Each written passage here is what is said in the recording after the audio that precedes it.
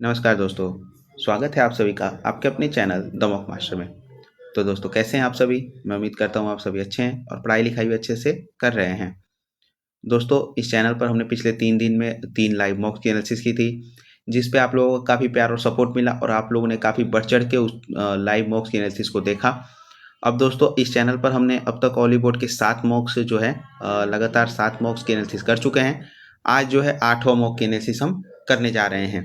दोस्तों अभी तक अगर आपने इस मॉक को अटेम्प्ट नहीं किया है, तो सबसे पहले मॉक को अटेम्प्ट कर लें और फिर इसकी एनालिसिस आके देखें।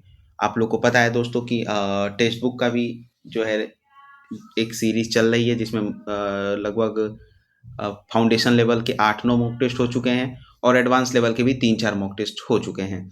अगर दोस्तों आप लोगों ने उन सारे मॉक्स को की एनालिसिस अभी तक नहीं देखी है तो सबसे पहले तो मॉक को अटेम्प्ट कर लें, क्योंकि सबसे ज़रूरी यही है कि आप मॉक को अटेम्प्ट करें। उसके बाद आके इस चैनल पे इन मॉक्स की एनालिसिस को एक बार ज़रूर देख लें। ठीक है दोस्तों? तो चलिए शुरू करते हैं ज़्यादा टाइम ना वेस्ट करते हुए आज का अपना मॉक, जो कि है ऑली बोर्ड का टियर 1 का 8वाँ मॉक। तो चलिए दोस्तों देखते हैं अपना पहला क्वेश्चन। स्क्रीन पे हमारे सामने पहला क्वेश्चन आ गया वेन डायग्राम का टास्क, वर्क और क्लाउड। दोस्तों वर्क जो है वो टास्क के अंदर आता है और क्लाउड तो बिल्कुल ही अलग है। तो पहला बनेगा नहीं, तीनों एक दूसरे से रिलेटेड है, ये नहीं बनेगा और ये भी नहीं बनेगा। हमारा चौथा फिगर जो है बनेगा, यानी कि ये बड़ा वाला जो टास्क है उसके अंदर वर्क है और एक क्लाउड एक अलग से, यानी कि ऑप्शन डी सही हो जाएगा। इसको क्लिक करेंगे, आगे बढ़ेंगे। अगला कह रहा है कि तीसरे नंबर पे क्या आएगा, तो एम ए जी एन सब में दिया हुआ है। E M A G N E सब में दिया हुआ है, पर एक में मैग्नेट दिया हुआ है जो कि MEGNATE है। ये हमारा पहले पे आ जाएगा, यानी कि MEGNATE ये हमारा पहले पे आएगा। फिर ई वाले और फिर उसके बाद से ई वाले आएंगे, तो ई वाले के बाद ई के बाद टी सब में दिया हुआ है, तो मैग्नेट हमारा दूसरे पे आ जाएगा। MEGNET ये हमारा दूसरे पे आएगा और ET के बाद IC ये हमारा तीसरे पे आएगा, यानी कि MEGNETIC ये हमारा तीसरे पे आएगा, यानी कि ऑप्शन ए हमारा तीसरे पे आएगा। क्लिक करेंगे, इसको आगे बढ़ेंगे। ये कह रहा है कौन सा फिगर बनेगा, बीच में 4 स्क्वायर बनेगा और एक छोटा सर्कल बीच में बनेगा और 4 सर्कल किनारों पे बनेगा। हमारा पहला दूसरा तीसरा फिगर में दे रखा है। दूसरा फिगर गलत है, क्योंकि ये जो हाफ सर्कल बना है किनारों पे, इसमें फुल फिगर बना दिया और तीसरे में फिगर सर्कल ही नहीं बनाया है, तो पहला जो फिगर सही हो जाएगा। क्लिक करेंगे, इसको आगे बढ़ेंगे। आगे देख लेते हैं, कह रहा है कौन सा टर्म ब्रेक कर रहा है। 1 है, -8 यानी कि 2 का क्यूब है, ये -2 का क्यूब है, ये 1 का क्यूब है। 27 यानी 3 का क्यूब है। आगे हमारा -4 का क्यूब आना चाहिए, ये हमारा 5 का क्यूब है। ये -6 का क्यूब है, ये हमारा 7 का क्यूब है। -4 का क्यूब हमारा -64 आएगा, ये हमारा 65 लिखा है, तो ऑप्शन ए गलत हो जाएगा। आगे बढ़ेंगे। J is greater than L, J is greater than L, पहला इस कंक्लूजन फॉलो कर रहा है। H = I हमारा दूसरा स्टेटमेंट फॉलो नहीं कर रहा है, यानी कि केवल पहला फॉलो करेगा। क्लिक करेंगे इसको। ये कह रहा है कि जे हैज फॉलोइंग प्रोफाइल, यानी कि एजुकेशन उसका BSc 68 है, MSc में पास है। एक्सपीरियंस उसका 12 महीने फुल टाइम का है और 12 महीने पार्ट टाइम का है। ठीक है, आगे बढ़ते हैं। एज मांग रहा है 25, एज है उसकी 25 साल और एलिजिबिलिटी क्राइटेरिया में एज है 24 से 30 साल, यानी कि एज वाला जो है फॉलो करेगा। एक्सपीरियंस मिनिमम 2 साल का फुल टाइम चाहिए, उसके पास क्या है 12 महीने का फुल टाइम है, यानी कि एक्सपीरियंस में वो फेल हो जाएगा। तो एक्सपीरियंस में फेल हो जाएगा तो उसका सिलेक्शन नहीं होगा, यानी कि ऑप्शन बी सही हो जाएगा। क्लिक करेंगे, इसको आगे बढ़ेंगे। सिंप्लीफिकेशन का क्वेश्चन है। 54, 18, 6, 4 और 5 गुणा की जगह पे प्लस करना है और प्लस की जगह पे गुणा करना है, यानी कि यहाँ गुणा हो जाएगा और माइनस की जगह पे डिवाइड करना है, यहाँ डिवाइड आ जाएगा और डिवाइड की जगह पे माइनस करना है, यानी कि यहाँ माइनस आ जाएगा। तो क्या होगा हमारा 3 आ जाएगा। 54 -3 और +20, यानी 74 में से 3 जाएगा, क्या आएगा हमारा 71 आ जाएगा, जो कि ऑप्शन सी में है। इसको क्लिक करेंगे, सी को। आगे बढ़ेंगे, अगला सवाल देखते हैं। 317 को 4461 लिख रहा है, कुछ मल्टीप्लाई किया है क्या? 589 कोई 8269 लिख रहा है, शायद कुछ मल्टीप्लाई किया हो। इसको आके दोबारा देख लेंगे, अभी के लिए स्किप करके चलते हैं आगे। ये कह रहा है कि किस tag contains 81 boxes, cookies box is 31 from the top, यानी कुकीज जो है 31 है ऊपर से। आगे कह रहा है nut box is 20 from the bottom, यानी कि नट बॉक्स जो है वो 20 नंबर है बॉटम से, इस spices box capability above not, यानी कि अगर 20 नंबर पे नट है तो 21 नंबर पे कौन सा होगा, 21 नंबर पे स्पाइसेस हो जाएगा। ठीक, अब ये कह रहा है what is the position of the species from the top, species का टॉप से कितना होगा, टोटल 81 है, तो 81 में से 21 घटा देंगे और प्लस 1 कर देंगे तो क्या आ जाएगा हमारा 60 और प्लस 1 यानी कि 61 आ जाएगा। ऑप्शन ए सही हो जाएगा। क्लिक करेंगे इसको, मिसिंग नंबर बताना है। 8 का लिख रहा है 504, दोस्तों 8 का स्क्वायर होता है 512 में से 8 घटा दिया है। वैसे ही हमारा 1320 में से अगर 11 जोड़ेंगे तो 1331 आएगा जो कि 11 का क्यूब है, यानी कि ऑप्शन ए 11 सही हो जाएगा। क्लिक करेंगे इसको, आगे बढ़ेंगे। ये कह रहा है कि find the word that is different from the rest, carpenter, plumber, electrician, dentist हमारा सबसे अलग है, तो देखते ही पता चल जाएगा। क्लिक करेंगे इसको, आगे बढ़ेंगे। रिजल्ट को क्या लिखा है तो हिंदी में कर लेंगे ताकि आसानी से कर पाएं। अब देख सकते हैं दोस्तों, रिजल्ट इसमें दिया हुआ है अचीव ट्रैक रिजल्ट, तो अचीव ऊपर नीचे दिया हुआ है, दोनों में कॉमन क्या है H3 और परसेंटेज कॉमन है तो ये कट जाएगा। ट्रैक वाला कहाँ कॉमन है, ट्रैक वाला इम्प्लीमेंट ट्रैक सक्सेस वाले में कॉमन है, इसमें क्या है F4 और ट्रायंगल कॉमन है, तो हमारे रिजल्ट के लिए क्या बच जाएगा W6 और ये बीच और साइन W6 साइन और ये सी ऑप्शन आ जाएगा सही। क्लिक करेंगे इसको, आगे बढ़ेंगे। ब्लड रिलेशन का क्वेश्चन है, देख लेते हैं, करते हैं इसको। S रिलेटेड टू G बताना है, S star T, S star T का मतलब क्या है, Z is the mother of Y यानी कि T is the mother of S आएगा। आगे देखते हैं $T, $T का क्या मतलब है, Z is the sister of the B यानी कि V is the sister of T यानी कि V is the sister of T आ जाएगा। V एंड K का क्या होगा, Z is the father of Y यानी कि K is the father of V आ जाएगा। आगे देखते हैं K परसेंटेज L का क्या मतलब होगा, Z is the son of Y यानी कि L is the son of K, L is the son of K आ जाएगा। और L जो रजिस्टर्ड G है इसका क्या मतलब है, Z is the brother of Y यानी कि G is the brother of L यानी कि G is the brother of L। क्या पूछा है कि S रिलेटेड टू G यानी कि S G से कैसे संबंधित है, तो दोस्तों S का कोई जेंडर क्लियर नहीं है, लेकिन ये निफ्यू या नीस यानी कि भतीजा या भतीजे में से कोई होगा, तो ऑप्शन डी जो है बी और सी सही हो जाएगा। क्लिक करेंगे इसको, आगे बढ़ेंगे। कह रहा है कि there is 7 member in a family, H is the mother of Y यानी कि H जो है वो Y की मदर है। G is married to T यानी कि G is married to T है, G T से मैरिड है। T is the sister of Y यानी कि T जो है ये T है सिस्टर ऑफ Y हो जाएगा। L is the father in law of Y यानी कि L is the father in law, यहाँ पे H जो है ये मदर है और L is the father in law of Y, A is the daughter of L यानी कि A जो डॉटर ऑफ L है तो ये हमारा इससे मैरिड हो जाएगा। आगे देखते हैं, S is the father of T यानी कि जो S है वो T का फादर है यानी कि ये दोनों मैरिड है। ठीक है, तो A related to S, A कैसे रिलेटेड है S से, यानी कि A जो हमारा S की डॉटर इन लॉ है, ऑप्शन डी सही हो जाएगा। क्लिक करेंगे इसको, आगे बढ़ेंगे। ये कह रहा है कि 3, 4, 8, 35, 51, 176 यानी 1 बड़ा है 4 बड़ा है, यहाँ कितना बड़ा है 27 बड़ा है, यहाँ 16 बड़ा है, यहाँ 125 यानी कि 1 का क्यूब, 2 का स्क्वायर, 3 का क्यूब, 4 का स्क्वायर, 5 का क्यूब, 6 का स्क्वायर, तो यहाँ 36 बढ़ जाएगा और यानी कि 176 में 36 बढ़ेगा, कितना आएगा 6, 6, 12, 7, 3, 10, 1, 11, 1, 1, 2 यानी कि 216 आएगा। ऑप्शन नहीं 212 आएगा यानी कि ऑप्शन बी सही हो जाएगा। क्लिक करेंगे इसको, आगे बढ़ेंगे। अगला देखते हैं, के का एल लिख रहा है, KLMNO, तो अगला किससे शुरू होगा, पी से शुरू होगा। फिर देखते हैं BDFHJ यानी कि दो का इंक्रीमेंट हुआ है तो जे के बाद एन यानी कि पी के नहीं सॉरी जे के बाद एल आएगा यानी कि पी के बाद एल आएगा तो PL हो जाएगा। और आगे देख लेते हैं, 6 के बाद 3 9, 3 12, 3 15 और 3 18, 3 21 यानी कि PLU आएगा, ऑप्शन सी सही हो जाएगा। क्लिक करेंगे इसको, आगे बढ़ेंगे। कह रहा है कि there are X number of students in a classroom, 51 speak English यानी कि 51 इंग्लिश बोलते हैं, 26 हिंदी बोलते हैं और 12 दोनों लैंग्वेज बोलते हैं, तो एटलीस्ट एक लैंग्वेज बोलने वाले कितने बच्चे हैं, तो हम क्या करेंगे कि 51 + 26 - 12 कर देंगे तो कितना आ जाएगा हमारा, ये आ जाएगा हमारा 6 1 7 और 5 2 7, 77 में से अगर 12 माइनस करेंगे तो 65 आ जाएगा, जो कि ऑप्शन डी में है। क्लिक करेंगे इसको, आगे बढ़ेंगे। अगला देखते हैं, ये क्या कह रहा है कि GHLUK यानी 7 से 8, 8 से 12 यानी 1 4 9 और यहाँ कितना है 21, 6 और नहीं 5 और 11 यानी कि 16 बढ़ा है, तो अगला क्या बढ़ेगा 25 बढ़ेगा। तो 11 25 36 होता है, और 36 में से 26 घटाएंगे तो यानी 10, यानी कि यहाँ आ जाएगा जे, ऑप्शन डी सही हो जाएगा। क्लिक करेंगे इसको, आगे बढ़ेंगे।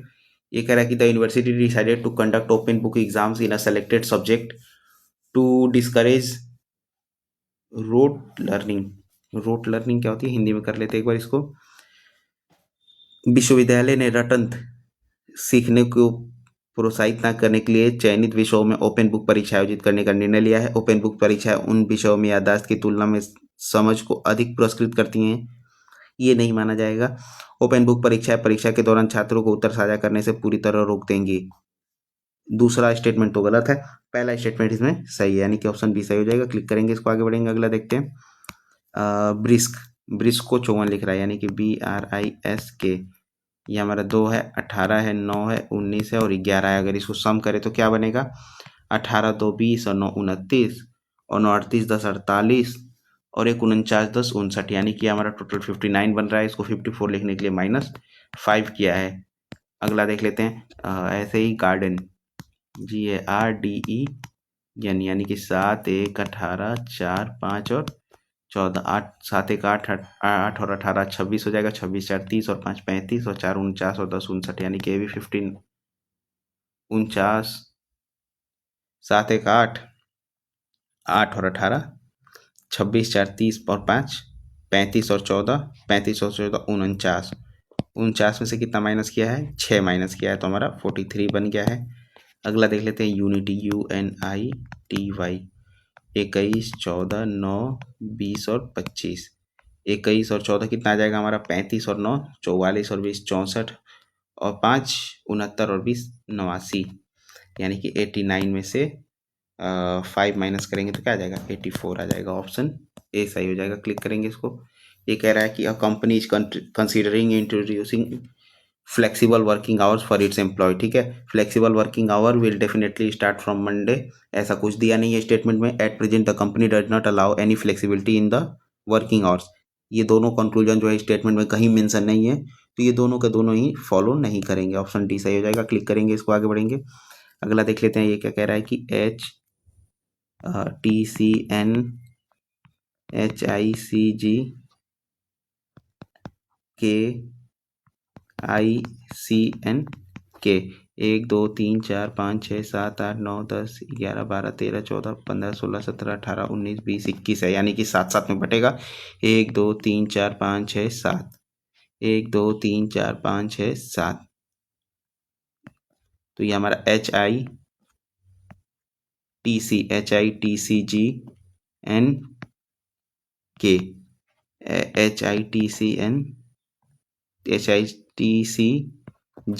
यानी कि IGKTN ऑप्शन बी में दिया हुआ है। क्लिक करेंगे इसको, आगे बढ़ेंगे।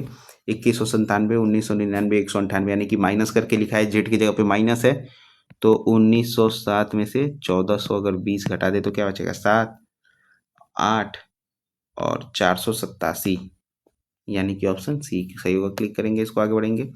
आगे देखते हैं। 5040 गैप किया है, 168 42 और 14 और 7, यानी कि 2 गुना किया है, 3 गुना किया है, 4 गुना किया है, तो अगला क्या होगा, 5 गुना होगा, तो कितना हो जाएगा, 16 पंजे 80 और 8 पंजे 40, यानी कि 840 ऑप्शन ए सही हो जाएगा। क्लिक करेंगे इसको, आगे बढ़ेंगे। अगला है सीलॉक्स का सवाल। No golden jubilee, silver jubilee और all silver jubilee or platinum jubilee. Some golden jubilee, दोस्तों गोल्डन जुबली निगेटिव में है और पहला स्टेटमेंट जो हमारा पॉजिटिव दे रखा है तो नहीं होगा।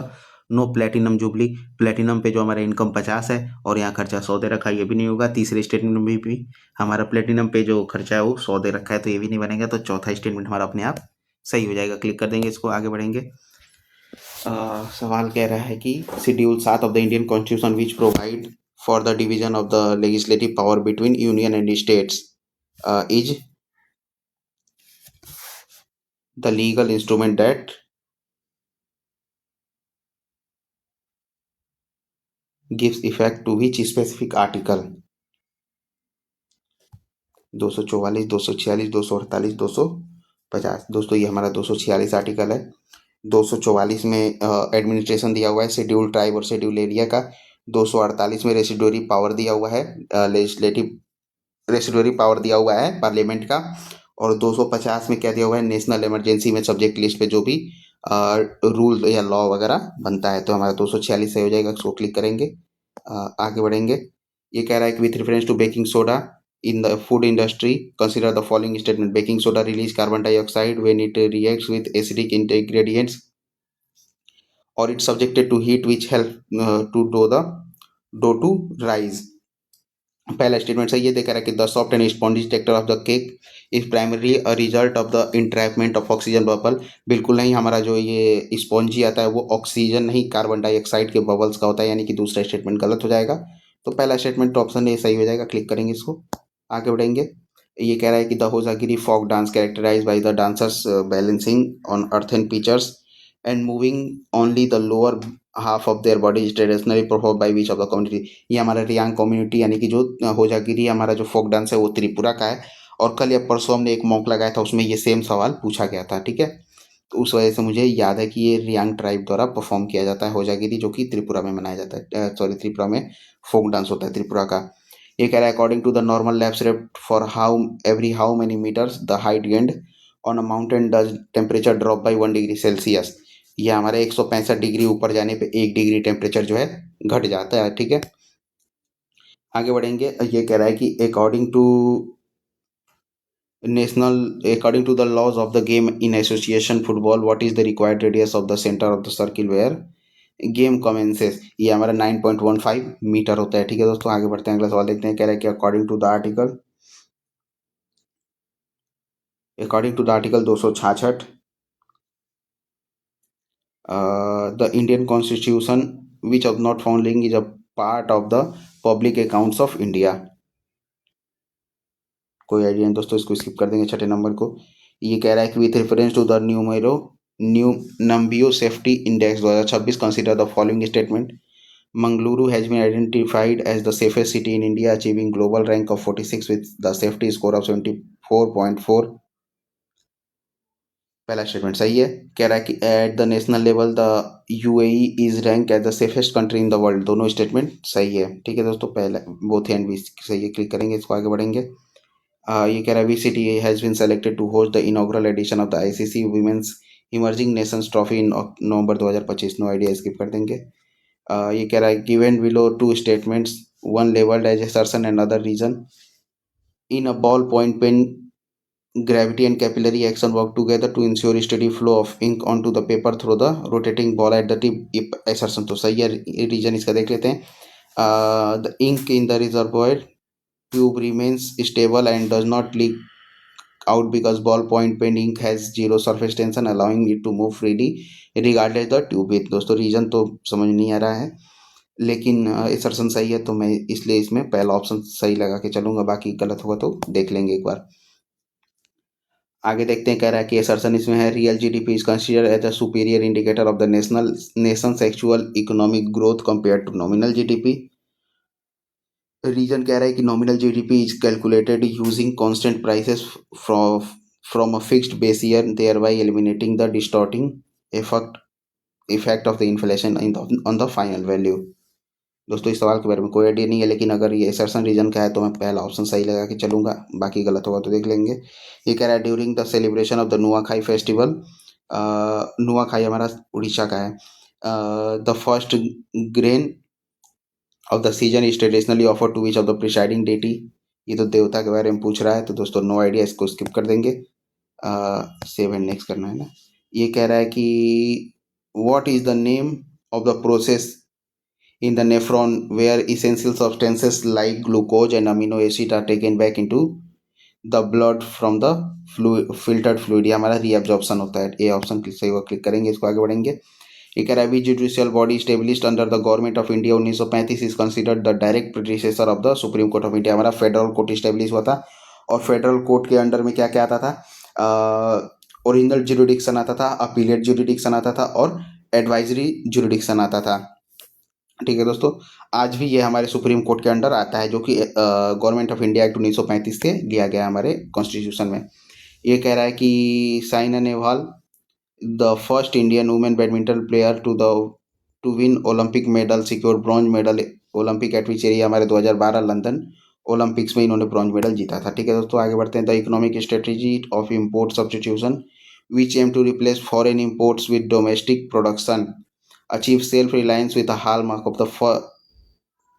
hallmark of which Indian 5-year plan। Import substitution, no idea दोस्तों, स्किप कर देंगे इसको। ये कह रहा है कि under the Jain philosophy of right conduct which of the following is not one of the पंच महाव्रत। जो हमारे पंच महाव्रत हैं वो क्या क्या हैं? एक है अहिंसा, सत्य, अस्तेय, ब्रह्मचर्य और अपरिग्रह। तो अस्तेय हमारा अपरिग्रह है और ब्रह्मचर्य भी है, बट संवारा नहीं, यानी कि ऑप्शन डी गलत होगा। क्लिक करेंगे इसको, आगे बढ़ेंगे। ये कह रहा है कि nomadic elephant is a recurring bilateral military exercises conducted annually between the Indian Army and which of the। ये जो हमारा नोमैडिक एलिफेंट है ये हमारा मंगोलिया के साथ होता है, किर्गिस्तान के साथ। दोस्तों अभी कुछ दिन पहले मैंने बताया था मॉक में कि किर्गिस्तान के साथ हमारा होता है क्या? किर्गिस्तान के साथ हमारा होता है खंजर। और थाईलैंड के साथ क्या होता है? थाईलैंड के साथ कौन सी एक्सरसाइज होती है? थाईलैंड के साथ मैत्री होती है। और वियतनाम के साथ कोई नहीं होता। ठीक है दोस्तों, ऑप्शन क्लिक करेंगे, आगे बढ़ेंगे। ये कह रहा है कि the Nyankara system was foundational pillar of the Vijayanagara Empire military and civil administration. The King Raya granted land territories to the Amrams to the Naika in exchange for the military service and a share of the annual land revenue। दोस्तों extension reason के बारे में कोई idea नहीं है तो इसको skip कर देंगे। ये कह रहा है कि under the Bharatiya Sakshya Adhiniyam which has replace the Indian evidence act 1872 the colonial era term lunatic has been substituted which modern expression. यानी कि ल्यूनेटिक को किसको बोला गया? ये हमारा पर्सन ऑफ अनसाउंड माइंड को बोला गया, यानी कि ऑप्शन डी सही हो जाएगा। क्लिक करेंगे इसको, आगे बढ़ेंगे। ये कह रहा है with reference to the scramjet supersonic combusting ramjet engine technology being developed by the ISRO, consider the following statement। Unlike traditional rocket that carry both fuel and oxidizer, a scramjet engine uses atmospheric oxygen as the oxidizer during its flight through the atmosphere। No idea। अगला कह रहा है कि the scramjet engine is design to operate efficiently only at subsonic speed making it ideal for low altitude transport aircraft but not for the space launch vehicle. दोस्तों no idea, इसको skip कर देंगे, आगे बढ़ेंगे। ये कह रहा है with reference to the Dharwad rock system in India which of the following best describe is economic important. It mainly contents the coal deposit use for thermal power generation. बिल्कुल नहीं है ये हमारा it contain important metallic mineral like iron gold and manganese. हमारा option B सही हो जाएगा। Click करेंगे इसको, आगे बढ़ेंगे। ये कह रहा है कि David Szalay a Canadian Hungarian British author who has been awarded the prestigious 2025 Booker prize for the Booker prize इनको मिला था डेविड सेजले को, किसके लिए? दिमाग से स्किप कर रहा है। The innocent, London, the south and east. मुझे लग रहा है कि ऑप्शन डी ये है, London and the south east, इसके लिए शायद मिला था। मैं श्योर नहीं हूँ पर मैं गेस वर्क में इसको लगा के चलूँगा। ये कह रहा है कि with reference to the ancient Nalanda university consider the following statement. The university is library known as Dharmaganja Mountain of Truth was one of the largest repositories of Buddhist and secular knowledge of ancient world. It consisted of the three massive multi-storied buildings named Ratnasagara, Ratnudadhi, and Ratnarajaka. The library contained thousands of manuscripts covering subjects such as grammar, logic, astronomy and medicine। दोस्तों ये तीनों का तीनों statement सही है, यानी कि option D सही हो जाएगा। क्लिक करेंगे इसको, आगे कह रहा है कि विथ रेफरेंस टू द पयम गति शक्ति national master plan consider the following statement. The platform utilizes a geographic information system based on digital interface developed by the BSAG and integrating over those layers in geospatial data including forest, land and industrial asset। The PM Gati Shakti digital program is primarily managed and developed by the National Informatics Center to provide real-time satellite imagery for military logistics only। कोई idea नहीं है दोस्तों, इस सवाल के बारे में skip कर देंगे, आगे बढ़ेंगे। कह रहा है कि which wildlife sanctuary has recently declared as the eco-sensitive zone by the Ministry of Environment, Forest and Climate Change। हमारा कुंभलगढ़ वाइल्ड लाइफ सेंचुरी है। क्लिक करेंगे इसको, आगे बढ़ेंगे। जीएस हो गया हमारा। जीएस में कितने क्वेश्चन अटेम्प्ट हुए? जीएस में हमारे 3 3 6 1 7 यानी कि 18 क्वेश्चन अटेम्प्ट हुए हैं। अब हम मैथ छोड़ के अभी इंग्लिश पे चलते हैं, दोबारा आके कर लेंगे। ये कह रहा है कि which of the following can be classified as an onomatopoeic expression. Expression ये हमारा बज हो जाएगा, ऑप्शन नहीं सही हो जाएगा। क्लिक करेंगे, इसको आगे बढ़ेंगे। कह रहा है स्पेलिंग करेक्ट बताना है इक्वेनिमिटी का। हमारी क्या होती है, EQUANIEMITY। ये कौन सा ऑप्शन में दिया हुआ है, EQUANI ऑप्शन डी हमारा सही हो जाएगा। क्लिक करेंगे, इसको आगे बढ़ेंगे। ये कह रहा है कि करेक्ट एंटोनिम बताना है इनसेलुब्रियस का। इनसेलुब्रियस मतलब होता है दोस्तों अनहेल्दी। अनहेल्दी बोल सकते हैं या फिर टॉक्सिक बोल सकते हैं। होलसम मतलब क्या होता है, होलसम मतलब हेल्दी होता है, टॉक्सिक तो टॉक्सिक ही है, और नॉक्सियस मतलब भी टॉक्सिक होता है, और प्यूट्रिड का मतलब होता है कि जो धीरे धीरे सड़ रहा हो, यानी कि इसका एंटोनिम क्या हो जाएगा, ऑप्शन ए होलसम सही हो जाएगा। क्लिक करेंगे, इसको आगे बढ़ेंगे। ये हमारा पैसेज का सवाल है, इसको देखेंगे अभी आके एक बार दोबारा से, अभी स्किप कर देंगे, आगे चलते हैं। ये कह रहा है कि इनकरेक्टली स्पेल्ड वर्ड बताना है, किसमें दिया हुआ है, रिकनसाइल, RECONCILE सही है हमारा पहला। सटल्टी सही है भी। अकाउंट की स्पेलिंग गलत है, अकाउंट की होती है COUNT, यानी कि ऑप्शन सी सही हो जाएगा। क्लिक करेंगे, इसको आगे बढ़ेंगे। पैराजम्बल का क्वेश्चन है, अभी स्किप करेंगे, दोबारा आके कर लेंगे इसको। ये कह रहा है there is a lot of ground to cover today. There is a lot of ground to cover, यानी कि टू कवर टुडे का क्या बदलेगा, टू बी कवर टुडे।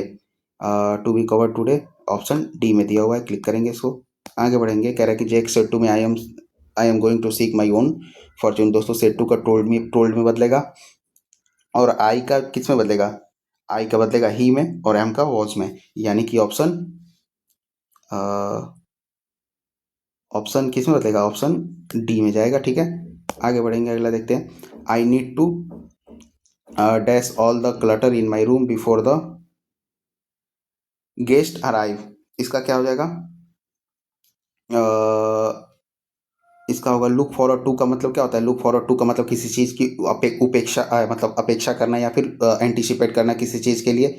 और मेकअप फॉर का मतलब क्या होता है, मेकअप फॉर का मतलब होता है किसी चीज़ के लिए कॉम्पनसेट करना।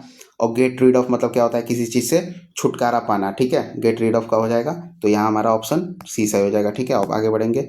ये कह रहा है कि Nitin and Usha get married dash after their engagement was finalised. Loosely का कोई यहाँ सेंस नहीं बनता है, फुल्ली का भी कोई सेंस नहीं बनेगा, और फ्रेंडली का भी यहाँ कोई सेंस नहीं बनेगा। यहाँ पे ऑप्शन जो है बी क्विकली जो है सही फिट होगा। ठीक है, आगे बढ़ेंगे। कह रहा है कि the operation head set that the logistic team would have finalised.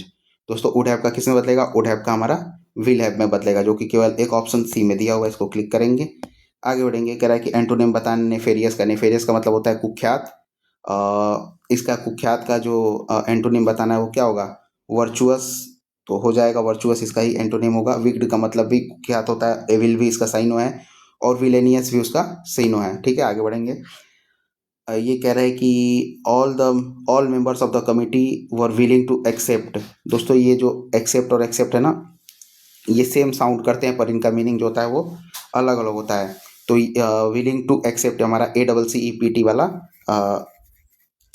यहाँ पहले पे आएगा, और प्रपोजल एक्सेप्ट यानी कि जो छोड़ के एक बात कर रहा है चेयरपर्सन को, तो हमारा पीछे चला जाएगा, यानी कि ऑप्शन ए सही हो जाएगा इसमें। आगे बढ़ेंगे। Snowball effect. स्नोबॉल इफेक्ट क्या मतलब होता है, स्नोबॉल का इफेक्ट का मतलब होता है कि कोई चेन ऑफ रिएक्शन है जो बार बार उसके एक्शन के साथ रिपीट हो रहा है। तो he had a snowball effect when he roll down a hill covered with snow, नहीं होगा ये। She had a snowball effect when she started a chain reaction with her actions, option B हमारा सही हो जाएगा। क्लिक करेंगे, इसको आगे बढ़ेंगे। Every tree grown in its own unique way. दोस्तों यहाँ इट्स में ये कॉन्ट्रैक्शन वाला नहीं, पोजीशन वाले इट्स की जरूरत है, तो हमारा बी वाला ऑप्शन जो है वो एरर हो जाएगा। क्लिक करेंगे, इसको आगे बढ़ेंगे। Being accustom to work. दोस्तों एकस्टम टू के बाद V1 प्लस ING का यूज करते हैं, ना कि केवल बेस फॉर्म ऑफ वर्ब का, यानी कि ऑप्शन ए जो है हमारा सी जो है गलत होगा। ठीक है, आगे बढ़ेंगे। ये कह रहा है कि अ person who has unnatural anxiety about his own health typically involving imagine, इसको हम हाइपोकॉन्ड्रियाक बोलते हैं, यानी कि ऑप्शन बी सही हो जाएगा। क्लिक करेंगे, इसको आगे बढ़ेंगे। ये कह रहा है कि what is the meaning of the word prodigal. Prodigal का मतलब क्या होता है, जो बिना किसी रोक टोक के पैसे को खर्चा करे, उसको हम प्रोडिगल बोलते हैं। ठीक है, a person who save money नहीं होगा ये। A person who invest money wisely ये भी नहीं होगा। A person who spends money extravagantly, हमारा ऑप्शन सही हो जाएगा सी। क्लिक करेंगे, इसको आगे बढ़ेंगे। कह रहा है कि select the correct synonym of perfidious. Perfidious का जो साइनोनिम है वो क्या होगा, परफिडी का मतलब होता है कि धोखा देने वाला या धोखेबाज होता है। फेथफुल नहीं होगा, लॉयल नहीं होगा, इसका तो एंटो है ये। ट्रेचरस इसका साइनोनिम हो जाएगा। ठीक है, क्लिक करेंगे, इसको आगे बढ़ेंगे। कह रहा है कि despite the uncertainty they decided to roll the dice. Roll the dice का मतलब क्या होता है? रोल द डाइस का मतलब होता है कि तुक्का लगाना या फिर एक तरह से कहें तो गैम्बल करना आता है। तो मेक द डिसीजन नहीं होगा, सीक कंसेंसस नहीं होगा, टेक अ गैम्बल हो जाएगा, यानी कि ऑप्शन सी सही हो जाएगा। क्लिक करेंगे इसको। हमने कौन से क्वेश्चन छोड़े थे इसमें? हाँ, पैसेज छोड़ा था। आप लोग एक बार पैसेज पढ़ लीजिए, मैं भी पढ़ लेता हूँ, फिर उसके बाद से इसको सॉल्व करेंगे, ठीक है? पढ़ लीजिए पैसेज एक बार।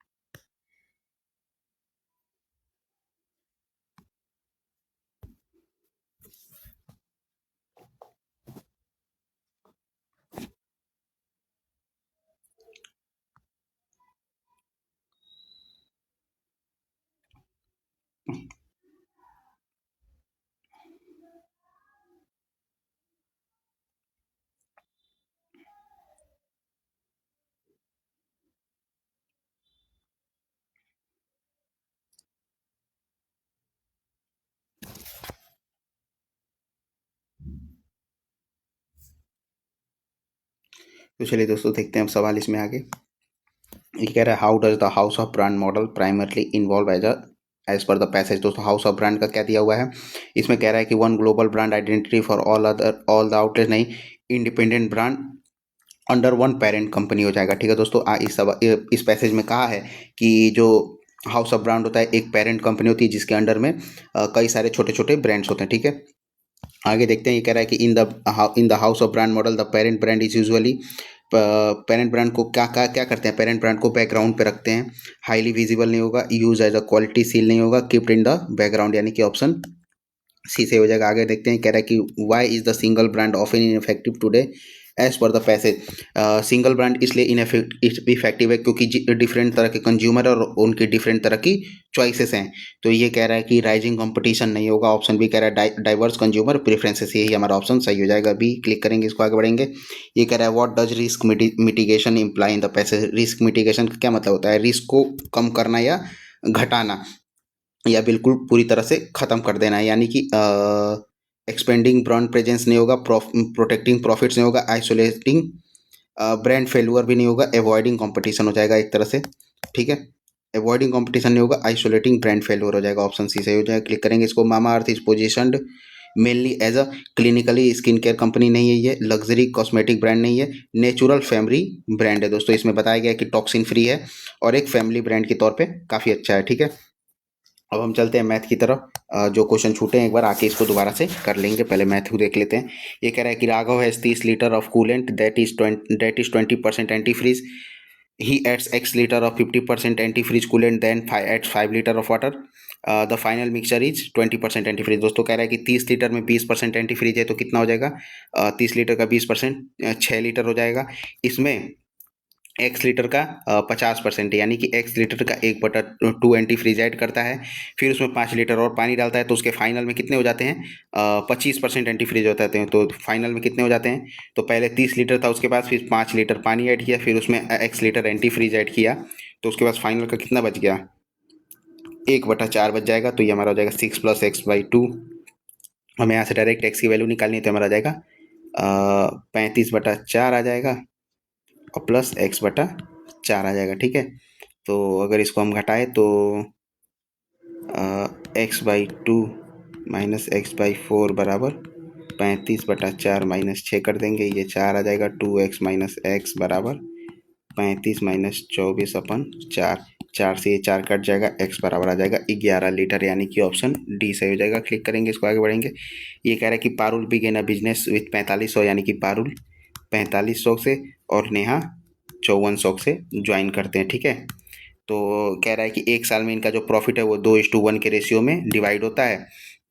तो पहले हम इनका इन्वेस्टमेंट देख लेते हैं। इनका इन्वेस्टमेंट है 5:6 के रेशियो में, और इनका प्रॉफिट है 2:1 में। तो कह रहा है कि Neha how much time after Neha join the business, यानी कि नेहा ने कितने समय बाद बिजनेस को ज्वाइन किया। तो हमारा ये है 5/6 इनका इन्वेस्टमेंट है, और ये जो पारुल का इन्वेस्टमेंट है वो 12 महीने के लिए, और नेहा का इन्वेस्टमेंट हम मान लेते हैं x महीने के लिए है, और इनका प्रॉफिट है 2/1 आ रहा है। तो ये हमारा 6 दूना के 12 कट जाएगा, 2 से 2 कट जाएगा, यानी कि x की वैल्यू कितनी आ जाएगी, x की वैल्यू आ जाएगी 5। यानी कि हमारा जो किसने, नेहा ने है 5 महीने के लिए इन्वेस्टमेंट किया है। लेकिन ये कह रहा है कि कितने महीने बाद उसने इन्वेस्ट किया है। तो एक साल में अगर 5 महीने के लिए इन्वेस्टमेंट कर रही है तो 7 महीने बाद उसने इन्वेस्टमेंट किया होगा, यानी कि ऑप्शन बी सही हो जाएगा। क्लिक करेंगे, इसको आगे बढ़ेंगे। ये कह रहा है कि person invested certain sum in a compound interest at 40% at compounded annually, then the compound interest receive after 2 year is. कह रहा है कि 40% पे इन्वेस्ट कर रहा है 2 साल के लिए। तो 40% का दोस्तों 2 साल के लिए सक्सेसिव निकाल लेंगे तो क्या आएगा, 40 + 40 + 40 इंटू 40/100, यही तो आएगा 2 साल के लिए सक्सेसिव, यानी कि 80 + 16, तो ये कितना है 96 आ रहा है। और जो हमारा 96 की वैल्यू कितनी दी हुई है, 96 की वैल्यू 1920 दी हुई है, यानी कि 1 यूनिट की वैल्यू 20 है। तो क्या पूछ रहा है, सम पूछ रहा है, तो इसका 100% निकाल देंगे, यानी कि 100 से गुणा कर देंगे, तो 20 × 100 करेंगे तो 2000 हमारा प्रिंसिपल आ जाएगा, यानी कि ऑप्शन बी सही हो जाएगा। क्लिक करेंगे, इसको कह रहा है कि ABCD एक ट्रायंगल है जिसके वर्टिसेस दिए हुए हैं। ABC और D एक ट्रायंगल है जिसके 3 वर्टिसेस दिए हुए हैं, 2, 4, 2,0 और 7,0। ये कह रहा है कि डायगोनल की लेंथ निकालनी, तो डायगोनल तो दोस्तों AC से बन जाएगा। तो AC का डिस्टेंस निकालने के लिए क्या करना पड़ेगा, AC का लेंथ निकाला तो डिस्टेंस का फॉर्मूला हम जानते हैं, D बराबर क्या होता है, √x2 - x1 और y2 - y1, यानी कि 7 - 2 का होल स्क्वायर प्लस 0 - 4 का होल स्क्वायर कर देंगे। तो ये हमारा आ जाएगा √5 का स्क्वायर 25 और प्लस 4 का स्क्वायर 4, यानी कि हाँ 25 और 4, सॉरी 4 का स्क्वायर 16 होगा ना, 25 और 16 हमारा आ जाएगा √41, ऑप्शन ए सही हो जाएगा। क्लिक करेंगे, इसको आगे बढ़ेंगे। कह रहा है कि a cart content 2 type of circular wheel of area 2464 and 1386 respectively, then what is the difference between the total round made by the both wheel if the cart travels for the 7.92 kilometre. दोस्तों अभी इसको skip करेंगे, दोबारा कर लेंगे, थोड़ा मुश्किल है। ये कह रहा है कि sum on simple interest equal to the 1/9 of itself when invested for a time, यानी कि ये कह रहा है कि जो हमारा SI है वो प्रिंसिपल का 1/9 है जब किसी समय के लिए इन्वेस्ट करते हैं, और रेट ऑफ इंटरेस्ट जो है उसी के बराबर है। तो यानी कि हमारा क्या हो जाएगा, प्रिंसिपल का 1/9 बराबर प्रिंसिपल इंटू रेट, और टाइम हमारा रेट के बराबर ही है, तो टाइम की जगह पे रेट लिख लेंगे, बराबर 100 कर देंगे, P से P कट जाएगा। R² बराबर क्या आ जाएगा, 100/9 आ जाएगा। तो R की जगह पे क्या आएगा, 10/3 आएगा, जो कि हो जाएगा 3.33%। यही हमारा सवाल में पूछा है, रेट ऑप्शन ए सही जाएगा। क्लिक करेंगे, इसको आगे बढ़ेंगे। ये कह रहा है कि XYZ का एरिया दिया हुआ है 330, और हमें ये जो होता है दोस्तों ये हमारा डायमीटर है, तो ये हमारा 90 डिग्री बनाता है। ये हम पता है कि डायमीटर हमारे सेंटर के सर्कल के सर्कमफ्रेंस पे 90 डिग्री का एंगल बनाता है। ये हमारा 60 दिया हुआ है, और हमको एरिया कितना दिया हुआ है, 330 दिया हुआ है। हम जानते हैं कि ट्रायंगल का एरिया क्या होता है, हाफ बेस इंटू हाइट बराबर 330, हाफ रख देंगे, बेस कितना दिया हुआ है 60, हाइट निकालना है बराबर 330, ये जाएगा 30 बार में और ये जाएगा 11 बार में, यानी कि H बराबर 11 आ जाएगा, ऑप्शन बी सही हो जाएगा। क्लिक करेंगे, इसको आगे बढ़ेंगे। कह रहा है कि बोर्ड एग्जामिनेशन 80% लड़के पास हुए हैं, 72% लड़कियां पास हुई हैं, यानी कि बॉयज 80% और गर्ल्स 72%। ये कह रहा है कि 250 लड़कियां, यानी कि अगर टोटल 250 लड़कियां हैं तो 250 के अगर 72% निकाले जो कि पास हुई हैं, तो 72/100 कर देंगे। ये जाएगा 5 बार में, ये जाएगा 2 बार में, ये जाएगा 36 बार में, यानी कि 180 लड़कियां पास हुई हैं। ये कह रहा है कि 180 अगर लड़कियां पास हुई हैं तो फेल कितनी हुई हैं, 70 लड़कियां फेल हुई हैं। ये कह रहा है कि टोटल 130 कैंडिडेट फेल हुए हैं। अगर 70 लड़कियां फेल हुई हैं तो 130 में से अगर 70 माइनस कर दे तो 60 लड़के फेल हुए हैं। अ, लड़कों के फेल होने की संख्या 60 है दोस्तों। अगर 80% लड़के पास हुए हैं तो 20% लड़के फेल हुए होंगे, और यही 20% की वैल्यू कितनी है, 20% की वैल्यू हमारी 60 है। तो ये कह रहा है कि टोटल कितने लड़के हैं, अगर 20% की वैल्यू 60 है तो 100% के लिए 5 से गुणा कर देंगे दोनों, तो 100% का वैल्यू कितना आ जाएगा, 300 आ जाएगा। यानी कि टोटल 300 लड़के हैं स्कूल में, यानी कि ऑप्शन सी सही हो जाएगा। क्लिक करेंगे इसको, आगे बढ़ेंगे। सिंप्लीफिकेशन है ये, 7 गुणा कर देंगे 20 माइनस 12 माइनस 2 × 4 यानी कि 8 हो जाएगा ये, ठीक है। तो 7 गुणे कर देंगे 20 माइनस 4, यह आ जाएगा 7 गुणे 16 बराबर 112। ऑप्शन ए सही हो जाएगा। क्लिक करेंगे इसको, आगे बढ़ेंगे। कह रहा है कि शॉपकीपर बाइज एन आइटम 900 रुपये खरीदता है और उसे 10% डिस्काउंट यानी कि सीपी हमारा 900 है, और 10% का डिस्काउंट देके बेचना चाहता है मार्क प्राइस पे, बट 20% फ़ायदा भी कमाना चाहता है। तो फ़ायदा हमारा किस पे होगा, हमारा सीपी पे होगा। तो सीपी का 20% फ़ायदा कितना हो जाएगा हमारा, ये जाएगा 180 बार में 18×6 = 80, यानी कि 1080 रुपये का इसका सेलिंग प्राइस आएगा। और दोस्तों अगर 10% डिस्काउंट पे बेचना चाहता है, यानी कि सेलिंग प्राइस हमारे कितने की वैल्यू है, हमारे 9 की वैल्यू है, और 10 का निकालना है, तो ये हमारा जाएगा 120 बार में। तो हमारा एमपी कितना आ जाएगा, 1200 आ जाएगा। और पूछा क्या है, एमपी पूछा है, यानी कि ऑप्शन बी सही हो जाएगा। क्लिक करेंगे इसको, आगे बढ़ेंगे। कह रहा है कि ये कह रहा है कि solid sphere of area 5544 is melted and with 1/3 of its volume, total x similar cone are made, while from the remaining volume total y similar cylinders are made. What is the ratio of the x and y if base radius of the each cone and cylinder is 7 while height of each cone and each cylinder is 21 and 8? एक बार आके दोबारा से कर लेंगे, अभी के लिए skip करके आगे बढ़ते हैं। कह रहा है कि a quarter circle of area 4 pi centimeter square is folded along the straight edge cone. What is the radius of the sphere of the whose volume is same as the cone? अभी के लिए दोस्तों एक बार skip करके चलते हैं, दोबारा कर लेंगे। ये कह रहा है कि a shopkeeper sold similar articles to his 2 customers A and B. Customer A allows 2 successive discount, यानी कि कस्टमर ए को 2 सक्सेसिव डिस्काउंट देता है 10 और 20% का।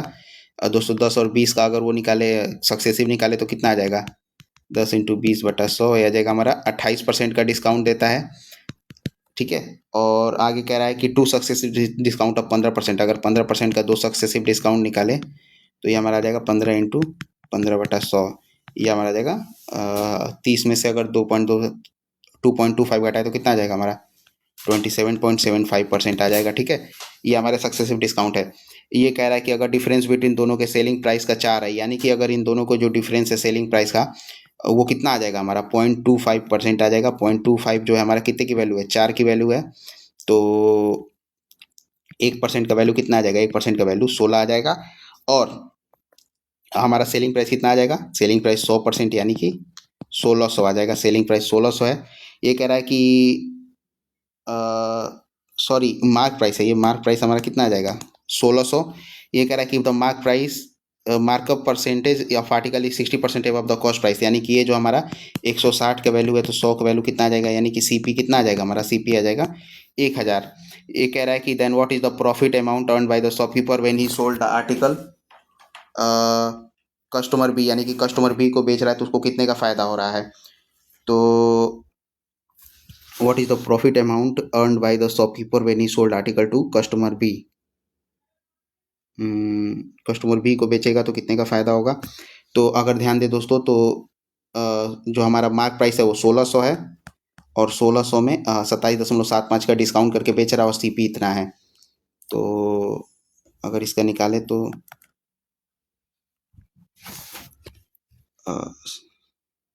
अभी स्किप कर देते हैं इसको, थोड़ा सा कंफ्यूजिंग हो रहा है, दोबारा के कर लेंगे। एक बार स्किप करते हैं इसको। ये कह रहा है find the value of X Y Z so as satisfy the equation. दोस्तों इस इक्वेशन को सॉल्व करने से अच्छा है डायरेक्ट एक्स वाई जेड की वैल्यू उसमें रख के सॉल्व कर लेते हैं। अगर रखे तो क्या आएगा हमारा, 11 एक्स की जगह पे 11 वाई की जगह पे 15 और जेड की जगह पे -6 रखे तो कितना आएगा 11 5 26 में से 6 जाएगा 20। ये नहीं सेटिस्फाई कर रहा है।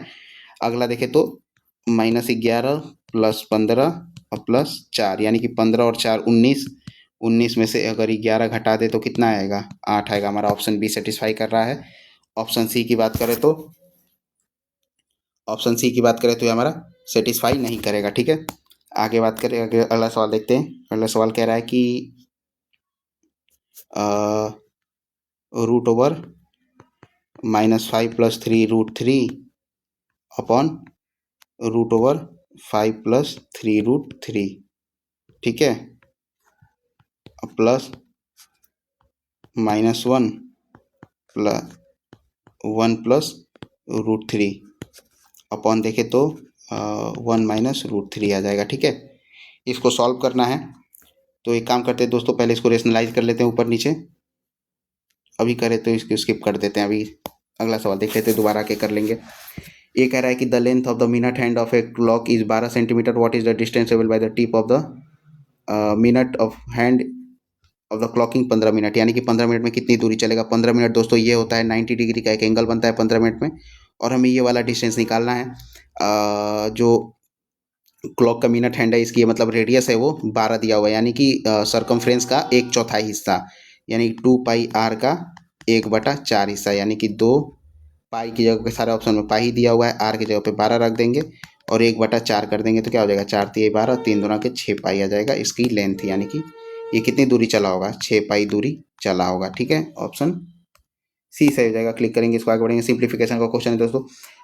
ऐसे क्वेश्चंस बैंकिंग में आते हैं और इस टाइम पे थोड़े से एसएससी में भी आने शुरू हो गए हैं। इसमें हम अप्रॉक्सीमेट वैल्यू मान के इन सवालों को सॉल्व करेंगे। ठीक है, तो ये हम 2.46 को 2.5 मानेंगे, तो 2.5 में अगर 7.5 जोड़ेंगे तो कितना हो जाएगा 10 आ जाएगा, यानी कि 10 का स्क्वायर आ जाएगा, प्लस 2.46 को 10 माना है, 10 में से अगर 7.5 माइनस करेंगे तो कितना आ जाएगा, सॉरी 2.5 में से अगर 7.5 माइनस करेंगे कितना आ जाएगा हमारा -5 का स्क्वायर आएगा। आगे क्या कह रहा है डिवाइड बाई 24.6 को हमने कितना माना था आगे 2.46 को 2.5 माना था, तो इसको हम 25 मान लेंगे, यानी कि 25 का स्क्वायर प्लस 75 का स्क्वायर। ठीक है, आगे देख लेते हैं हमारा कितना आ रहा है। ये आ जाएगा 100 + 25 अपन आ जाएगा 625 और प्लस 5625, यानी कि 125 अपन कितना आ जाएगा 5650 और 6 यानी कि 6250।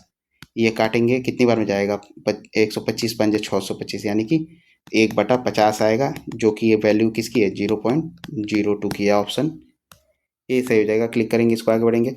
ये कह रहा है कि X and Y together can finish a job in 12 दिन।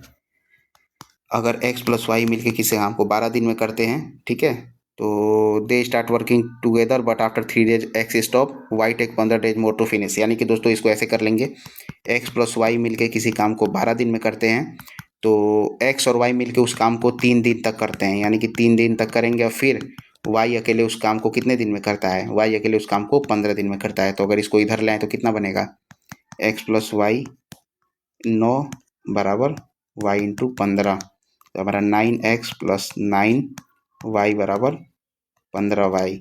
तो अगर x और y की एफिशिएंसी निकाले तो 9x बराबर क्या आ जाएगा 6y आ जाएगा, x/y आ जाएगा हमारा 2/3। अब टोटल वर्क निकालना हो तो x और y की वैल्यू इस इक्वेशन में रख देंगे, तो 3 दूनी 5 आ जाएगा और 5 × 12 करेंगे तो टोटल वर्क बराबर आ जाएगा हमारा 60। अब ये कह रहा है कि y अकेले उस काम को कितने दिन में कर लेगा। y की एफिशिएंसी 3 है, टोटल वर्क 60 है, यानी कि 3 से डिवाइड कर देंगे तो y अकेले उस काम को 20 दिन में कर देगा, यानी कि ऑप्शन बी सही हो जाएगा। क्लिक करेंगे इसको। ये कह रहा है कि the perpendicular length from the origin of the line. दोस्तों अगर ओरिजिन से ले रहा है तो ओरिजिन का कोऑर्डिनेट क्या होता है 0 0 होता है, और हम जानते हैं डिस्टेंस का फॉर्मूला क्या होता है मॉड में ax1 + by1 और प्लस c अपन √a² + b²। दोस्तों ये x1 और y1 की वैल्यू है, और हमारा a क्या दिया हुआ है, a हमारा 8 दिया हुआ है और b हमारा 6 दिया हुआ है और c हमारा 98 है। ठीक है, -98। तो अगर हम d निकालें तो a की जगह पे 8 रख देंगे, x1 की जगह पे 0 प्लस b की जगह पे 6 रखेंगे 0 और c की जगह पे क्या रखेंगे -98 कर देंगे। ये मोड में है, ध्यान रखिएगा। नीचे कर देंगे क्या ए स्क्वायर की जगह पे, यानी कि 8 का स्क्वायर प्लस 6 का स्क्वायर, ठीक है। अब ध्यान दें ऊपर तो क्या बचेगा हमारा -98 अपॉन 8 अठाई 64 और 36, यानी कि 10 बाहर आ जाएगा। तो ये अगर हम ध्यान दें तो बाहर क्या आएगा 9.8 आ जाएगा, यानी कि ऑप्शन बी सही हो जाएगा। क्लिक करेंगे, इसको आगे बढ़ेंगे। ये कह रहा है कि the number of people in a building A and B C, यानी कि A plus B plus C में कितने लोग हैं, 432 लोग हैं। ये कह रहा है कि if the ratio of number of people in A and B, A और सी, यानी कि ए इज टू सी का कितना दिया हुआ है, 9:8 दिया हुआ है, ठीक है। ऐसे ही लिख लेते हैं इसको, ए अपन सी बराबर 9/8 दिया हुआ है, ठीक है। ये कह रहा है कि the ratio of number of people in building B and C together, यानी कि B plus C upon A बराबर कितना दिया हुआ है, 7/5 दिया हुआ है। अगर ए का वैल्यू 9 यहाँ है, 5 यहाँ है, तो पहले तो इसको बराबर कर लेते हैं, यानी कि इसमें और ऊपर नीचे 5 से गुणा कर लेंगे, इसमें ऊपर नीचे 9 से गुणा कर लेंगे। तो ये हमारा आ जाएगा 63 और बटा 45, ये हमारा आ जाएगा 45/40, ठीक है। अगर बी प्लस सी यहाँ 63 है और सी यहाँ 40 है, यानी कि सी अगर 40 है तो बी हमारा कितना आ जाएगा, 23 आ जाएगा, ठीक है। तो ये कह रहा है कि number of people in building B में कितने लोग होंगे। अगर ए बी सी की बात करें तो कितना हो रहा है, 5 3 8, यानी कि 108, जो कि है 432 के बराबर। तो 1 यूनिट की वैल्यू 4 है, तो पूछ किस में रहा है, बी में। तो 23 × 4 कर देंगे बराबर 92 आ जाएगा, जो कि ऑप्शन सी में है दिया है। क्लिक करेंगे, इसको आगे बढ़ेंगे, अगला सवाल देखते हैं। ये कह रहा है pole standing vertically on the ground with the help of 66 metre wire tied, यानी कि अगर एक पोल ऐसे खड़ा है और इस पे अगर 66 मीटर का रोप बांधा गया है, रस्सी, जो कि 30 डिग्री का एंगल बना रहा है, यानी कि ये 30 डिग्री का एंगल है। तो 30 डिग्री का एंगल 10 थीटा लगाएंगे तो ये हमारा 1 आ जाएगा, ये √3 आ जाएगा, ये 2 आ जाएगा। ये कह रहा है कि with horizontal what is the height of the pole equal to, यानी कि हमें 1 यूनिट की वैल्यू निकालनी है। 2 यूनिट की वैल्यू 66 है, 1 यूनिट की वैल्यू क्या आ जाएगी, 33 आ जाएगी, यानी कि ऑप्शन सी सही हो जाएगा। क्लिक करेंगे इसको। ये कह रहा है find the area of triangle whose base is 18, triangle का एरिया निकालना है जिसका बेस दिया हुआ है, बेस बराबर 18 दिया हुआ है, और हाइट कितना दिया हुआ है, हाइट 12 दिया हुआ है। हम जानते हैं 1/2 इंटू बेस इंटू हाइट होता है, यानी कि 18 इंटू 12 कर देंगे, ये हमारा 9 बार में जाएगा, 12 9 में 108 आ जाएगा, यानी कि ऑप्शन सी सही होगा। क्लिक करेंगे, इसको आगे बढ़ेंगे। कह रहा है कि the average weight of 16 boxes is 2.5 gram. 16 boxes का जो एवरेज वेट है वो 2.5 ग्राम से इंक्रीज कर जाता है, कब, जब एक बॉक्स जो कि 160 ग्राम का है उसको किसी दूसरे बॉक्स से रिप्लेस किया जाता है। तो दोस्तों अगर 16 बॉक्सेस का अगर 2.5 ग्राम से इंक्रीज करता है, यानी कि पहले तो देख लेते हैं कि कितना टोटल इंक्रीज कर रहा है। तो टोटल हमारा इंक्रीज करेगा 16 दूना का 32 और 8, यानी कि टोटल हमारा 40 से इंक्रीज कर जाएगा। तो अगर कोई बॉक्स जो है 160 ग्राम का हट रहा है तो उसमें कितने ग्राम का और ऐड कर देंगे, तो 2.5 ग्राम से सबका इंक्रीज कर जाएगा, यानी कि 200 ग्राम का कोई एक बॉक्स जो है उसको ऐड करेंगे, यानी कि ऑप्शन ऐसे हो जाएगा। क्लिक करेंगे, इसको आगे बढ़ेंगे। कह रहा है कि विभा और विकी से 50% और 40% of their monthly income if there monthly income Vibha is 25% more than that of Vicky, यानी कि अगर विभा और विकी का अगर रेशियो बात करें किसका, इनकम का, तो विभा जो है वो 25% ज़्यादा है, यानी कि विभा का 5 है तो विकी का 4 है। कैलकुलेशन को इजी बनाने के लिए इसको 500 कर लेते हैं, इसको 400 कर लेते हैं। ये कह रहा है कि विकी सेव्स 50%, यानी कि विकी 50%, तो 400 का 50% कितना होगा, 200 सेव करता है, 200 खर्च करता है। यही बात करें विभा का, तो विभा 40%, तो यानी कि ये 200 सेव करती है और 300 खर्च करती है। तो ये कह रहा है कि the expenditure of Vibha is what percent more than that of Vicky, यानी कि एक्सपेंडिचर ऑफ विभा, यानी कि विभा का एक्सपेंडिचर 300 है और विकी का एक्सपेंडिचर 200 है। तो विभा का एक्सपेंडिचर कितना ज़्यादा है, 100 ज़्यादा है, और विकी का कितना है, 200 पे। तो 100 पे कितना हो जाएगा, तो अगर परसेंटेज निकाले तो हमारा 50% आएगा, यानी कि ऑप्शन सी सही हो जाएगा। क्लिक करेंगे, इसको आगे बढ़ेंगे। कह रहा है कि what is the smallest integer that is divisible by 54 45 और 72। तो 54 45 और 72 का हम क्या कर लेंगे, स्मॉलेस्ट इंटीजर निकालने के लिए क्या है, तो इसका डायरेक्ट हम एलसीएम ले लेंगे। अगर ध्यान से देखें दोस्तों तो सब में 9 है, तो 9 6 के 54, 9 5 45 और 9 8 72 आ जाएगा। 2 3 5 और 4, तो इसका एलसीएम कितना आ जाएगा, 5 को 20 60 दूना का 120 और 9 120 इंटू 9 करेंगे कितना आ जाएगा, 1080 आ जाएगा, यानी कि ऑप्शन बी सही हो जाएगा। क्लिक करेंगे इसको। मैथ में हमने कितने क्वेश्चन कर लिए, मैथ में हमने 5 क्वेश्चन छोड़े हैं। एक बार देख लेते हैं पांचों क्वेश्चन को, तुरंत तुरंत से कर लेंगे। ये कह रहा है, इसको छोड़ते हैं अभी, ये भी थोड़ा मुश्किल सवाल है।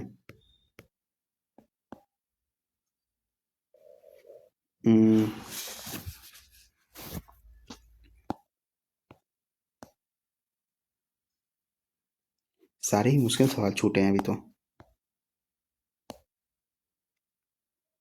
एक बार इसको कर लेते हैं सिंप्लीफिकेशन वाले क्वेश्चन को। 3√3 -5 इसको लिख लेते हैं, और नीचे लिख लेते हैं 3√3 + 5 एक ब्रैकेट में। ऊपर नीचे इसको अगर वो करे, रेशनलाइज करे, तो ऊपर क्या हो जाएगा हमारा 3√3 -5, 3√3 -5। ठीक है, पहले पहले इसी स्टेटमेंट को सॉल्व कर लेते हैं। तो ये हमारा क्या आ जाएगा बाहर रूट से, तो ये हमारा आ जाएगा 3√3 -5 का होल स्क्वायर, और ये हमारा आ जाएगा 3 3 9 3 27, 27 में से 25 को घटाएंगे, ये रूट है, इससे रूट से एक बाहर आ जाएगा, यानी कि 3√3 -5 बाहर आ जाएगा, यहाँ 2 आ जाएगा, यानी कि √2। ठीक है, ये पहले टर्म से हमारा बन गया। अब दूसरे टर्म से देख लेते हैं। एक काम करते हैं, ये माइनस वाले को अंदर मल्टीप्लाई कर देते हैं, तो ये हमारा क्या बन जाएगा, माइनस वाले से ऊपर, सॉरी ऊपर नहीं नीचे मल्टीप्लाई कर देते, तो हमारा बन जाएगा √3 + 1, और नीचे आ जाएगा √3 - 1। अब ऐसे ही कर लेते हैं इसको, तो यहाँ हम √3 + 1 से मल्टीप्लाई कर लेंगे, और यहाँ भी √3 + 1 से मल्टीप्लाई कर लेंगे, तो ऊपर हमारा क्या बन जाएगा √3 + 1 का होल स्क्वायर, और नीचे आ जाएगा 3 - 1। ऊपर से हमारा √3 + 1 बाहर आ जाएगा, और नीचे हमारा बच जाएगा √2। तो हमारे पास क्या आ गया अब सवाल में, ये हमारा पहला टर्म आ गया, दूसरा टर्म आ गया, दोनों को ऐड करना है। तो 3√3 - 5 अपॉन √2 प्लस √3 + 1 अपॉन √2, इन दोनों को अगर ऐड करेंगे तो 3√3 + √3 यानी कि 4√3, और -5 + 1 यानी कि -4 अपॉन √2। अगर दोनों से 4 कॉमन निकाल लें तो 4 आ जाएगा √3 - 1 अपॉन √2। ऑप्शन में दिया है, ऑप्शन में फ्रैक्शन को काट दिया, यानी कि अगर √2 को 4 से काटे तो क्या हमारा बचेगा 2√2 √3 - 1। ये ऑप्शन में दिया है क्या, 2√2 √3 - 1, ऑप्शन बी में दिया हुआ है, सही हो जाएगा। क्लिक कर देंगे इसको। बहुत पेचीदा सवाल था ये। एक बार हम इंग्लिश में चलते हैं, जो हमने 2 क्वेश्चन छोड़े थे, एक बार उसको करके देख लेते हैं। पहला जंबल का क्वेश्चन है दोस्तों, क्यू और पी से शुरू है, क्यू पी से शुरू है। Only the concerted efforts of the government and the agencies involved in the disaster management can help them to lead normal lives again। दोस्तों पी से सेंटेंस शुरू नहीं होगा। एक बार हम क्यू से शुरू करके देख लेते हैं। Natural calamities generally bring death and disaster on a large scale, हमारा क्यू से सेंटेंस शुरू होगा। Tsunami, waves, earthquakes, floods, droughts and epidemics have taken a heavy toll on the human life, particularly on the children. The children who survive these disasters suffer the most। दोस्तों Q के बाद हमारा are ही दिया हुआ है sentence में, तो Q के बाद हमारा आर का पेयर बनेगा, और आर के बाद जो हमारे चिल्ड्रेन का जिक्र है वो एस में और जस्टिफाई कर रहा है, यानी कि क्यू के बाद आर और आर के बाद एस का पेयर बनेगा। ऑप्शन ए सही हो जाएगा। क्लिक करेंगे इसको, आगे बढ़ेंगे, अगला देख लेते हैं। बी ए सी से सेंटेंस बन रहा है, डी से नहीं बन रहा है, तो डी को देखेंगे नहीं, पहले बी ए सी से देख लेते हैं। One that the donkey suddenly tumble down, the donkey का जिक्र कर रहा है, यानी कि डंकी पहले सेंटेंस में कहीं बता चुका होगा, तो ए से तो हमारा स्टेटमेंट नहीं बनेगा। A salt seller use to carry the salt bag on his donkey to the market, B से सेंटेंस बनेगा हमारा। बी के बाद हमारा कौन सा पेयर बनेगा, बी के बाद हमारा डी का पेयर बन रहा है, यानी कि on the way they had to cross a stream, यानी कि बी के बाद डी ऑप्शन ए में ही दिया हुआ है। इसको क्लिक करेंगे, सेव कर देंगे। अब बात करते हैं, इंग्लिश में हमारा पूरा हो गया, तो अब एक बार मैथ में चल लेते हैं। 2.5 मिनट बचा हुआ है, जो क्वेश्चन छूटा होगा उसको सॉल्व करने की कोशिश कर लेते हैं एक बार फिर से। यही सवाल कर लेते हैं हम। ये कह रहा है कि two cart content two type of circular wheel area, यानी कि 2 तरह के जो सर्कुलर व्हील है उनका एरिया दिया हुआ है, यानी कि pi R square, pi R square की वैल्यू कितनी दी हुई है 24, 64 दी हुई है। अगर निकाले तो 22/7 आर स्क्वायर बराबर 24, 64, तो इसको काटेंगे कितनी बार बन जाएगा, एक, एक और 2। अगर आर स्क्वायर की वैल्यू करें तो 112 × 7 कर देंगे, तो ये हमारा कितना आ जाएगा 784। तो आर की वैल्यू आ जाएगी हमारी 28, यानी कि जो हमारा एक व्हील है उसकी 28 सेंटीमीटर आ जाएगी। और बात करें दूसरे व्हील की, तो दूसरा व्हील की वैल्यू निकाल लेते हैं, यानी कि पाई आर स्क्वायर की वैल्यू कितनी दी हुई है 1386। तो अगर 1386 दी हुई है तो 22/7 कर देंगे, आर स्क्वायर बराबर 1386। अगर काटे तो 22 × 6 = 132 और 13 तो आर स्क्वायर की वैल्यू आ जाएगी हमारी 42 यानी कि 441। तो आर बराबर आ जाएगा हमारा 21 यानी कि 21 सेंटीमीटर। ठीक है, ये कह रहा है कि what is the difference between the total round made by both wheels, यानी कि दोनों चक्कों द्वारा जो चली गई दूरी है उसमें से कितने राउंड, मतलब दोनों राउंड में डिफरेंस कितना होगा, दोनों कितनी दूरी चलेंगे। तो दोस्तों ये हमारा सेंटीमीटर में आया है और जो डिस्टेंस दिया वो किलोमीटर में दिया हुआ है। तो अगर डिस्टेंस को भी सेंटीमीटर में बदलेंगे तो पहले क्या करेंगे, 7.92 को पहले तो मीटर में बदलेंगे 1000 से गुणा करके, फिर सेंटीमीटर में बदलेंगे 100 से गुणा करके। तो इसको अगर करें तो क्या आ जाएगा, 792 दो खत्म हो जाएगा और आगे 3 जीरो बन जाएगा। ये हमारा सेंटीमीटर में बन गया टोटल डिस्टेंस। अब देखते हैं दोस्तों, ये तो हमारा इसका रेडियस है, तो इसका सरकमफ्रेंस कितना होगा, 2 पाई आर यानी कि 2 इंटू 22/7 इंटू आर यानी कि 28 आ जाएगा, 7 चौका 28। अब 22 चौका 88 दूना 176 आ जाएगा, यानी 1 राउंड में ये 176 सेंटीमीटर चलेगा। उसके इसकी बात करें तो हमारा 2 इंटू 22/7 इंटू 21 यानी कि 7 तरीके के 22 66 दूना का 132 यानी कि 1 राउंड में ये 132 चलेगा। तो इतने दूरी चलने में कितना राउंड लगेगा, तो इसको हम माइनस कर देंगे। तो 7920000 अपन 132 और माइनस कर देंगे 79200। अच्छा, टाइम ही ख़त्म हो गया मेरे बने दोस्तों, 168। टाइम कम पड़ गया, कोई नहीं। मैथ में रीजनिंग में मैंने 1 छोड़ा है, जीएस में मेरे 3 गलत हुए हैं और मैथ में मैंने 4 छोड़े थे, 4 गलत है। बात करें दोस्तों मॉक के लेवल की, तो मॉक का लेवल था थोड़ा सा हार्ड साइड में, यानी कि अगर रीजनिंग की बात करें तो रीजनिंग था हमारा इजी। ठीक है, जीएस की बात करें तो जीएस हमारा था मॉडरेट साइड में। अब बात करें मैथ्स की, मैथ्स में हमारे 5 से 6 क्वेश्चन थे टफ थे, तो यानी कि मैथ्स हमारा हार्ड साइड में था। और बात करें इंग्लिश की, इंग्लिश हमारा काफ़ी इजी था, पैराजम्बल्स भी सारे इजी थे और जो हमारा पैसेज दिया था वो भी काफ़ी इजी था। अगर ओवरऑल मॉक की बात करें तो ओवरऑल मॉक हमारा था मॉडरेट में। अगर आप इसमें 140 के आसपास स्कोर करते हैं तो काफ़ी अच्छा स्कोर माना जाएगा। मेरे तो 168 बने हैं, ठीक है, पिछले मॉक के अकॉर्डिंग। तो दोस्तों इस मॉक से अगर आपको ये सीख लेनी है तो ये सीख लेनी है कि मैथ्स में कैसे हार्ड क्वेश्चंस को स्किप करके चलना है। अगर दोस्तों मैंने अगर इन सारे चारों पांचों जो भी मैंने मुश्किल सवाल को स्किप किया, अगर उनसे मैं लड़ते भिड़ते रह जाता तो जो मेरे बाद में आसान क्वेश्चन आने वाले थे, जैसे कि मैंने मान लीजिए कि ये 13वें क्वेश्चन पे अगर मैं फंस के रह गया होता तो आगे जो हमारे 14 से 25 तक जो आसान क्वेश्चन बन जाते मुझसे, वो मैं नहीं बना पाता, या फिर फंस के रह जाता और ज़्यादा से ज़्यादा समय वेस्ट कर देता। तो आपको इस मॉक से यही सीख लेना है कि कब किस मॉक को कहाँ पे स्किप करना है। ठीक है दोस्तों, तो आप रखते हैं इस मॉक में इतना ही। हर मॉक से कुछ नया हमको सीखने को मिलता है। इस मॉक से हमें ये मिला कि हमें कब किस क्वेश्चन को कहाँ स्किप करना है, और कुछ मॉक को से ये सीखने को मिलता है कि कब कौन सा क्वेश्चन बनाना है। तो दोस्तों अब रखते हैं इस मॉक में इतना ही आज के लिए। धन्यवाद। जय हिंद, जय भारत।